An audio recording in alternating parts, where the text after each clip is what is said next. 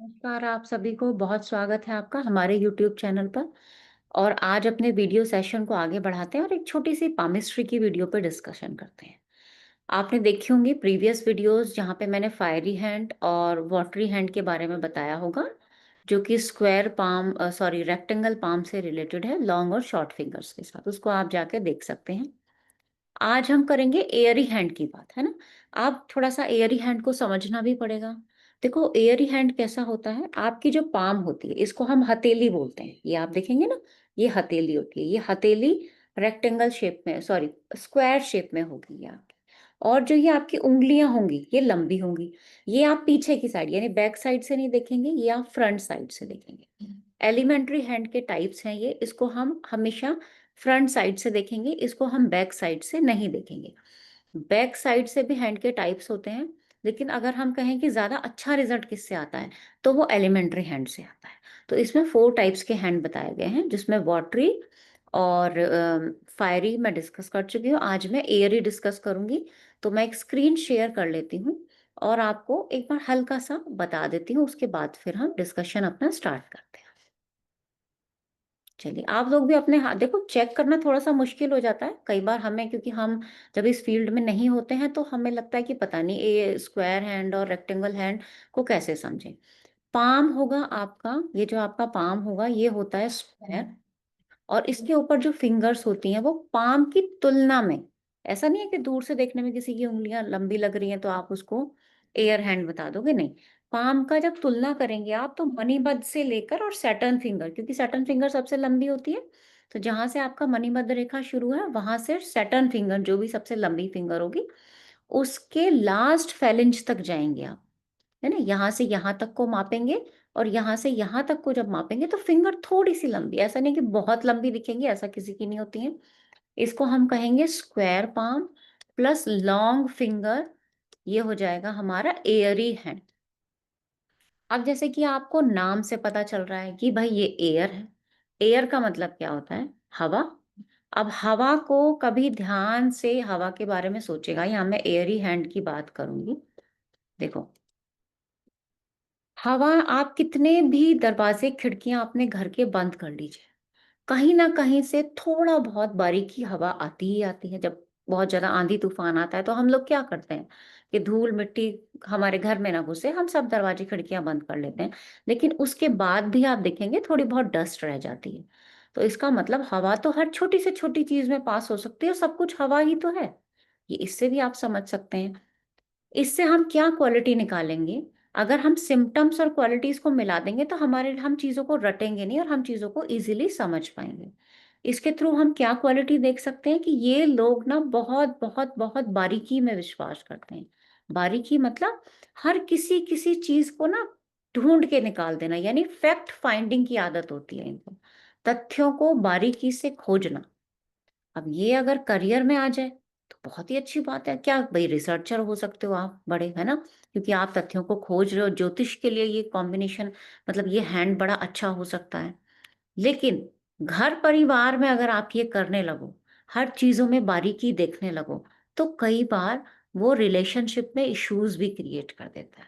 तो देखना पड़ेगा कि किस हद तक इंसान ऐसा कर रहा है, क्योंकि खाली एक एयरी हैंड के बेस पे मैं ऐसा कह दूं नहीं। कई बार ऐसा होता है कि आपका जुपिटर माउंट, आपकी जुपिटर फिंगर बहुत अच्छी है तो आप ऐसा नहीं करोगे, आपका मून माउंट बहुत अच्छा है तो शायद आप ऐसा ना करो। तो एक तथ्य से तो हम कुछ भी नहीं कह सकते, लेकिन हाँ एक बेसिक नेचर, बाल की खाल निकालने वाली आदत इन लोगों की हो सकती है। और वैसे भी क्योंकि मैं न्यूमेरोलॉजी भी पढ़ाती हूँ, जानती हूँ, तो कहीं ना कहीं 7 नंबर रूट, डेस्टिनी नंबर नहीं अटैच किया मैंने इसमें, 7 रूट नंबर की कुछ क्वालिटीज इनके अंदर हो सकती हैं। ये लाइफ में हर चीज को बहुत बारीकी से देखना पसंद करेंगे, और जब ये ज्यादा बारीकी से देखेंगे तो हो सकता है कि इनको किसी और का काम भी पसंद ना आए। ऐसे लोगों को जल्दी से, इनको सिर्फ अपने ही हाथ के द्वारा या अपनी ही बुद्धि से जैसा ये समझ पा रहे हैं वो ही काम इनको पसंद है।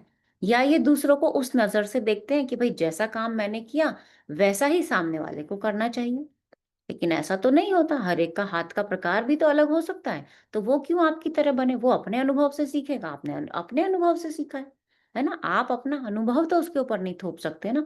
लेकिन इन लोगों की आदत होती है क्योंकि जो लोग जितने ज़्यादा रिसर्चर होते हैं, जितने ज़्यादा बाल की खाल निकालेंगे, उनको हर चीज़ में कोई ना कोई गलती तो मिल ही जाती है। इसीलिए इनके साथ बहुत सारे इश्यूज़ भी आ जाते हैं और कहीं न कहीं लाइफ में स्टेबिलिटी की कमी भी हो सकती है।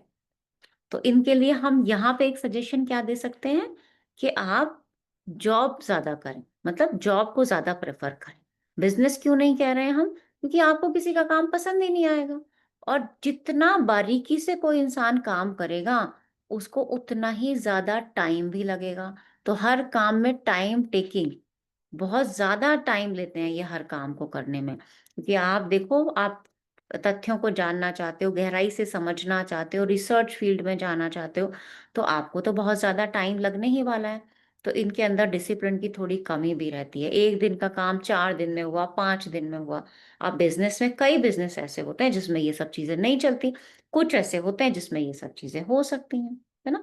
तो इनके साथ ये प्रॉब्लम भी होते हैं, इनके काम थोड़े-थोड़े, थोड़े-थोड़े डिले होते चले जाते हैं। पर इन लोगों को समझना थोड़ा-सा मुश्किल होता है। अगर हम कहें कि एक परिवार में मान लेते हैं बहुत सारे टाइप्स के हैंड हैं, कोई एयरी है, कोई वाटरी है ना? कोई फायरी हो गया। तो इन लोगों को जिनका एयरी हैंड होगा, उन लोगों को समझना थोड़ा-सा मुश्किल हो जाएगा क्योंकि वो अपने मन की बात को ना खुल के किसी को बता भी नहीं पाते हैं। तो इसीलिए इन लोगों को समझना थोड़ा-सा मुश्किल हो जाता है। अब जो इंसान ऐसा होगा, देखो, रिलेशनशिप में प्रॉब्लम मैंने बताई, लेकिन उसके साथ में ये भी कह रही हूँ कि ये फैमिली ओरिएंटेड लोग भी होते हैं, मतलब परिवार की सोचने वाले लोग भी होते हैं। इनका सोचने का तरीका थोड़ा अलग हो सकता है। कैसा हो सकता है कि ये अपने परिवार वालों को ना प्रोटेक्शन देना चाहते हैं। इन्हें चिंता रहती है कि ये बाहर जाएँगे तो कहीं और से कुछ ना हो जाए, कहीं घर में पीछे से कोई ना आ जाए। इस तरीके के थॉट ज़्यादा इनके मन में जाते हैं। तो इनके लिए सजेशंस होगा कि इन चीज़ों से दूर रहें, दूसरों की आप सुनना सीखो, उनकी परेशानियों को भी सुनना सीखो और थोड़ा-सा टाइम मैनेजमेंट कर लो। हर चीज़ में बारीकी अच्छी है, लेकिन इतनी बारीकी भी अच्छी नहीं है कि जितना आप लोग कर रहे हो।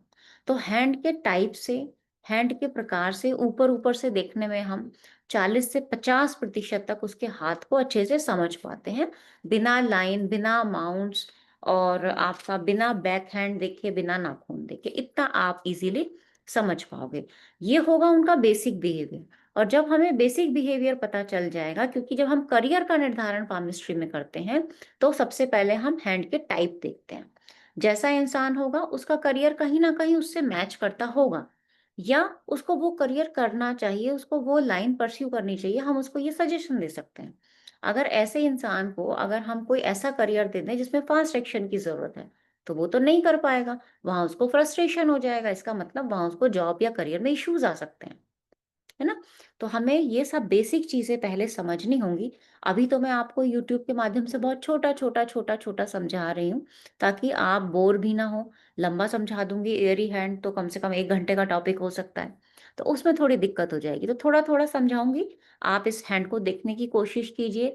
पहले स्क्वायर और रेक्टेंगल पाम में डिफ़रेंस कैसे देखा जाए, वो समझने की कोशिश कीजिए।